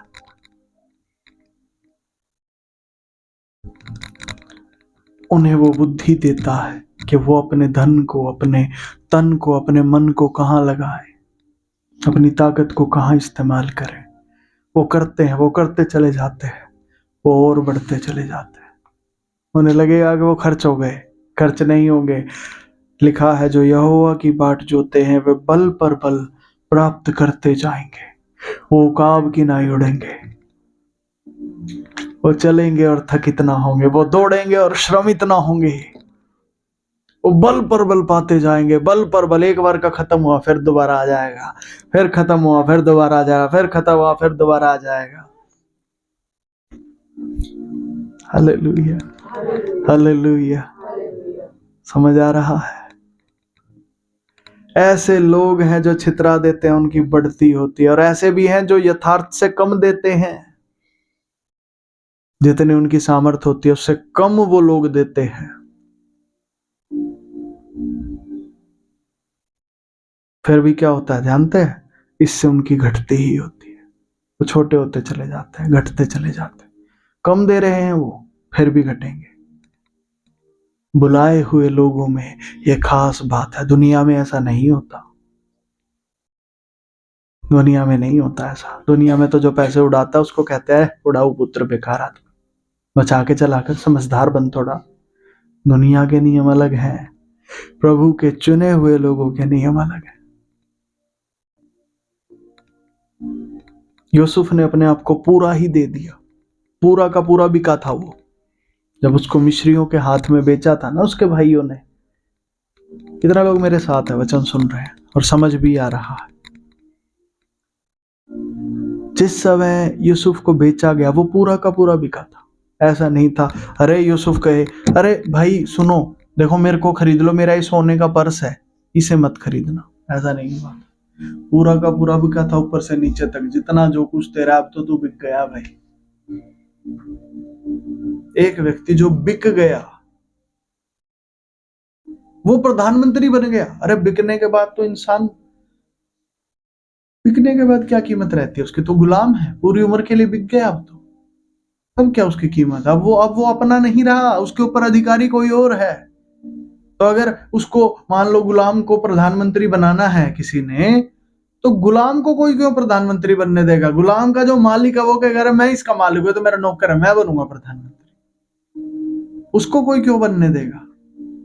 आपके साथ भी ऐसा ही होता है। प्रभु के राज्य में कई बार प्रभु आपसे, आपके मन में डालते हैं, बेटे ये बोध है, ये बोध है, कलीसिया में इतना बोध है, कलीसिया के लिए इतना बोध है, परमेश्वर के राज्य में इतना बोध है।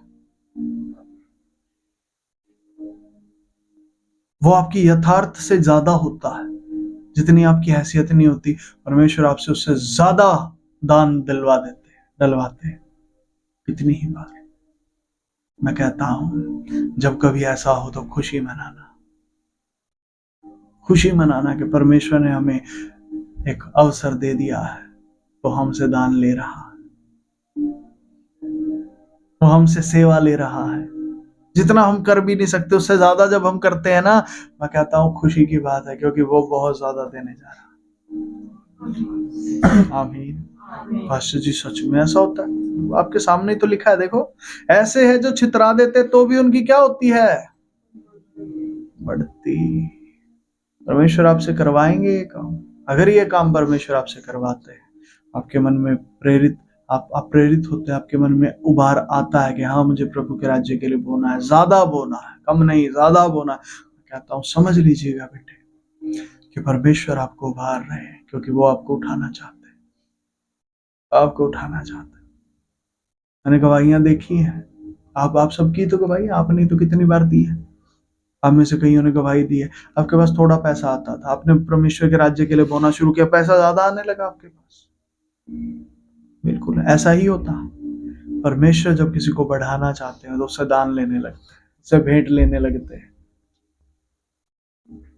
हालेलुया। उसे दान लेंगे, उससे भेंट लेंगे, उसे दशमांश लेने लगेंगे जब उसे आशीष देनी है। तो ये आपका परमेश्वर है बेटे। Hallelujah, hallelujah. लिखा और ऐसे भी हैं जो यथार्थ से कम देते हैं, इससे उनकी घटती ही होती है। अब पर यहाँ पर नियम क्या बता रहा है? ऐसे लोग हैं जो यथार्थ से कम देते हैं। आप में से भी अगर ऐसे लोग हैं जो अपनी यथार्थ से कम देते हैं, मैं आपको कहता हूं ये नियम आपके जीवन में लागू कहीं ना कहीं हो रहा होगा बेटे। आपकी घटती होती जाएगी, आप बढ़ेंगे नहीं, घटते जाएंगे। क्यों? क्योंकि आप परमेश्वर के राज्य में, आपने अभी भी सोचा कि हम संसार में हैं। संसार में उल्टा होता है। संसार में क्या होता है? जो बचाता है उसके पास बचता है, जो खर्चा करता है उसका घटता है। यहाँ ऐसा नहीं होता प्रभु में। यहाँ तो जब आप देते हैं तो आपको और दिया जाता है। यहाँ के नियम अलग हैं। जो यथार्थ से कम यहाँ पर देता है वो घटता चला जाएगा, उसकी वैल्यू कम होती चली जाएगी। अच्छी यथार्थ से कम देना क्या होता है? जितनी आपकी हैसियत है आप उससे कम देते हैं। अपनी हैसियत से ज्यादा देना सीखो, परमेश्वर आपकी हैसियत को बढ़ा देगा। हर हिस्से में ये बात, धन में भी है, इज्जत में भी है, मान सम्मान में भी है, प्यार में भी है, हर चीज में हैसियत से ज्यादा करो प्रभु के राज्य में, आपकी हैसियत को वो बढ़ा देगा। हैसियत से ज्यादा। आपके अंदर ना हिम्मत नहीं है, आज प्रार्थना में मैं कैसे पहुंचूं, आपके पास ताकत नहीं है, आपकी ताकत की हैसियत छोटी पड़ गई प्रभु के सामने आने में। हैसियत से ज्यादा करो, उस दिन और ज्यादा जोर लगा के प्रार्थना में आओ। मैं कहता हूं परमेश्वर आपकी हैसियत बढ़ा देगा, क्योंकि आप बो रहे हैं उसके राज्य के लिए, आप उसके राज्य और धर्म की खोज करने के लिए अपनी ताकत को लगा रहे हैं। हालेलुया। समझ पा रहे हैं मेरी बात को कि नहीं समझ पा रहे हैं? हालेलुया। आपको प्रार्थना में आना है, आपके पास कोई भेंट नहीं है। आज क्या भेंट देंगे हम परमेश्वर के याजक को? आपके पास नहीं है कोई भेंट, फिर भी आप अपनी यथार्थ से ज्यादा करके लेके चलेंगे भेंट। परमेश्वर देखेगा आपके उस एफर्ट को, वो देखेगा आपके उस एफर्ट को, और वही एफर्ट देखा जाएगा। हालेलुया, वही एफर्ट देखा जाएगा।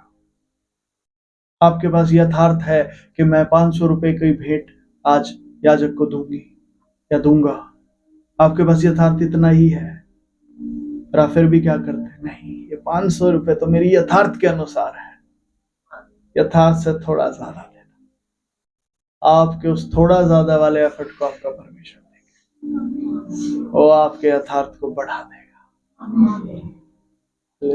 पास्टर यथार्थ के अनुसार देंगे तो क्या होगा? उतना ही रहेगा आपका लेवल, बढ़ेगा नहीं, ना बढ़ेगा ना घटेगा, खड़े रहोगे भाई। बुराई आपके लेवल को घटा भी नहीं पाएगी, पर बढ़ेगी भी नहीं, क्योंकि उतना ही दे रहे हैं। आप यथार्थ से ज्यादा दीजिए, परमेश्वर आपको और ज्यादा देता है।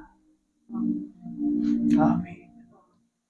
यथार्थ से कम देंगे पास्टर जी तो बेटे घटती होगी, नियम है, सिस्टम है यहाँ का बड़ा सा। पास्टर ये तो अजीब सिस्टम है, तो संसार का सिस्टम तो मैं ज्यादा अच्छा लगता है क्या? वहां पे आप पूरी उम्र अपनी कमाई सेविंग कर करके बचाते जाइए कि दिन में शत्रु आके उड़ा ले, ना उसको आप यूज कर पाए ना कोई और यूज कर पाए। वो अच्छा लगता है क्या? ये तो बहुत बेहतर है। परमेश्वर के राज्य में वो यथार्थ से ज्यादा वो, और वो तुम्हें यथार्थ से ज्यादा देगा, तुम्हारे यथार्थ को बढ़ा देगा, तुम्हारी कैपेबिलिटी को वो बढ़ा देगा। ये है यीशु मसीह का राज्य। पड़ोसी को बताइए, ये यीशु मसीह का राज्य है। हालेलुया। आपकी सहन शक्ति कम है, पर फिर भी आप प्रभु की आज्ञा मानने के लिए अपने आप को काबू में रखते हैं, इंद्रियों पर काबू रखते हैं, चीजों पर काबू रखते हैं। धीरज से आप सहते हैं उन चीजों को, उन परिस्थितियों में, क्योंकि परमेश्वर की आज्ञा पूरी कर रहे हैं आप। परमेश्वर आपकी यथार्थ को बढ़ा देगा, आपकी सहन शक्ति को बढ़ा देगा, आपकी कैपेबिलिटी, आपकी ताकत को बढ़ा देगा। अब आए कोई तूफान टकराए आपसे, पता चलेगा तूफान को, भैया किसी से टकरा रहा है, कोई है आगे, किसी में कुछ दम है। ये आपका परम, ये सिस्टम कैसा सिस्टम है? अच्छा है बुरा है? पक्का? सच में अच्छा लगा? तो इस सिस्टम के हिस्सेदार हो जाओ, इसको स्वीकार करो। आपको परमेश्वर मार्ग दिखा रहे, बेटे बढ़ने का रास्ता ये है, यथार्थ से अधिक करना शुरू करो, मैं तुम्हारे यथार्थ को बढ़ाऊंगा। चाहे वो धन में हो, चाहे दौलत में, चाहे संपत्ति पे, किसी चीज में तो क्यों ना हो। Hallelujah, hallelujah. संपत्ति कैसे बढ़ाएंगे पास्टर जी? दशमांश दे के संपत्ति बढ़ेगी? नहीं, संपत्ति में से दे तो संपत्ति बढ़ेगी। पास्टर ये कैसे? दशमांश देने से तेरे घर में तेरी चीजों पर आशीष और बरकत आएगी, वो स्टेबल हो जाएगी। दशमांश तुझे बढ़ाएगा नहीं, दशमांश तुझे खड़ा करेगा, स्थिर करेगा। जहां तू है वहां तुझे स्थिर करेगा, तुझे वहां से गिरने नहीं देगा। तेरी बढ़ोतरी तेरे दान से होगी।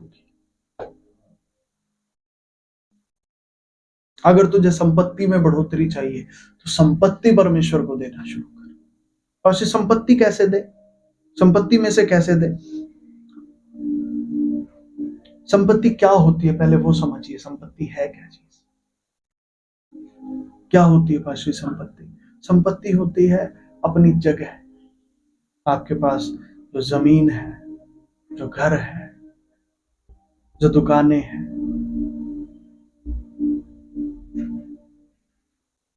वो आपकी संपत्ति होती है।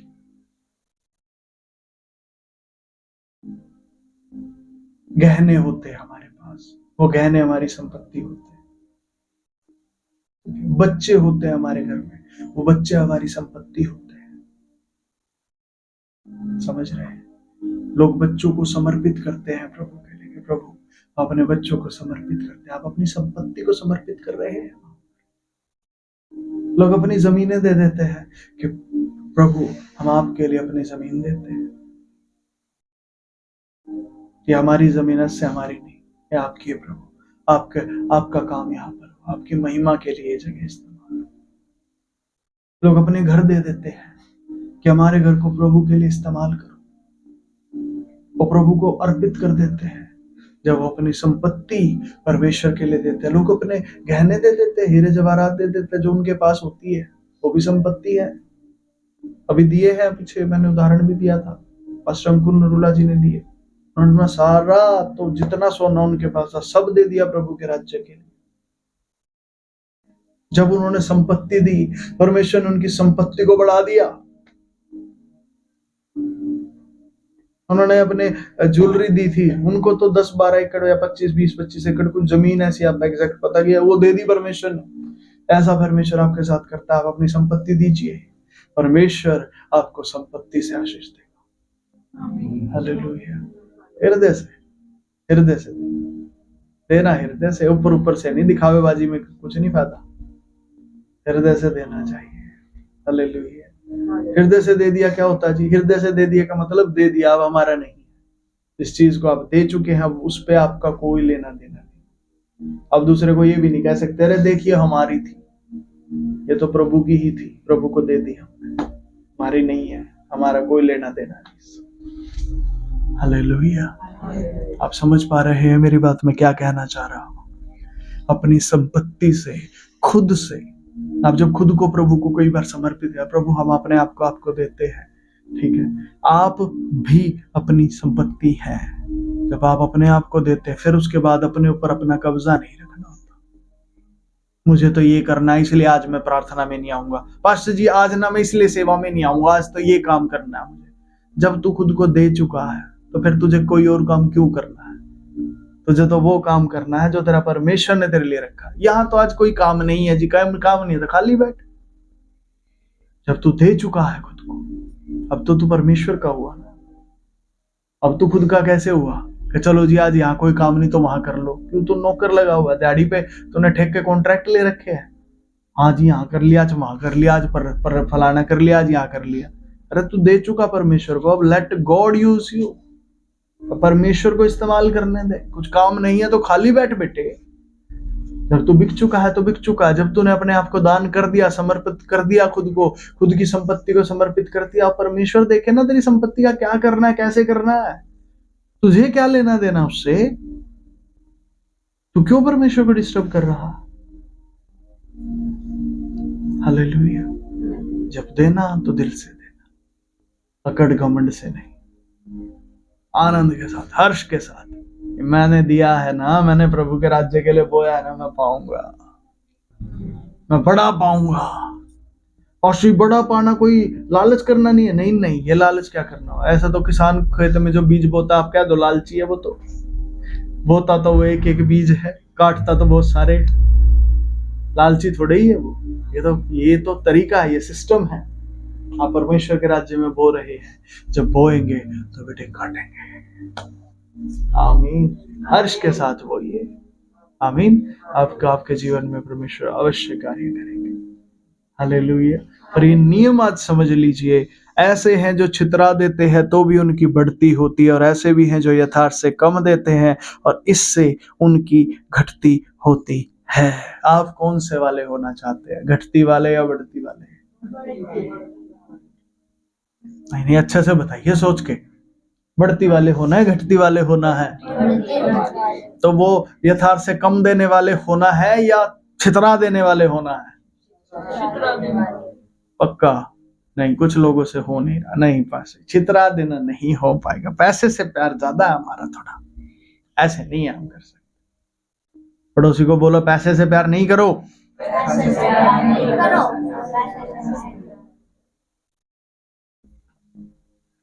परमेश्वर से प्यार करो। पैसा ऐसा जीवन साथी है जो धोखा देगा। बोलो बोलो बोलो। तेरा परमेश्वर कभी तुझे धोखा नहीं देगा।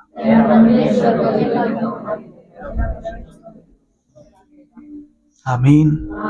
Hallelujah.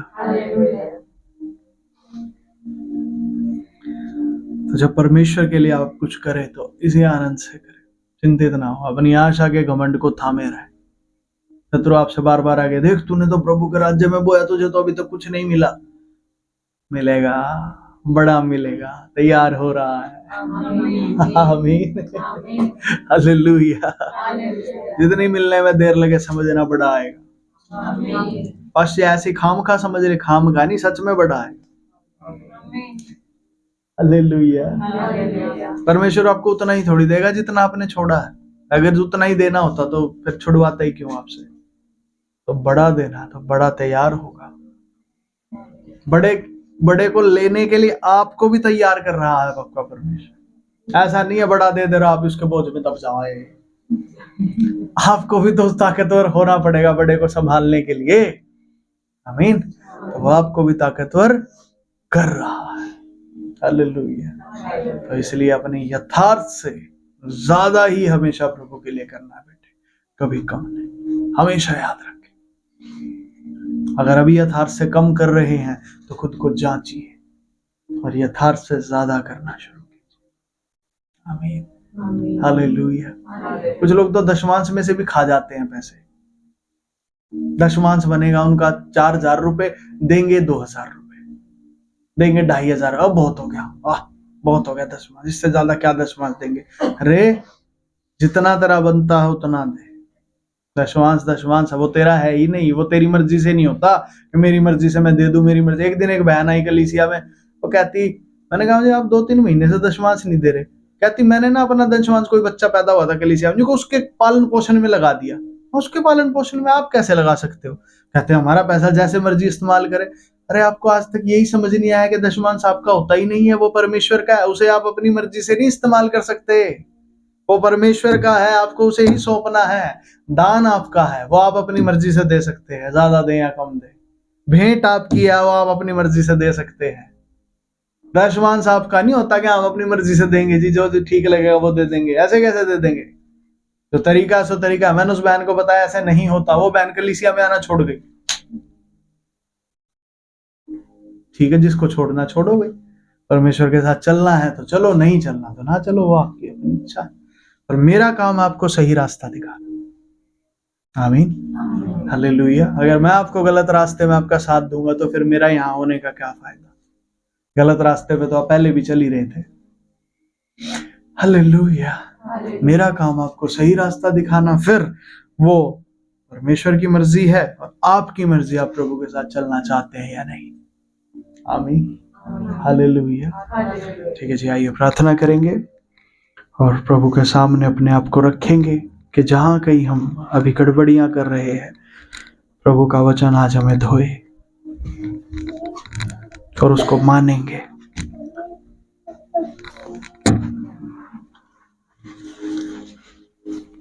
Thank you Jesus, thank you Lord.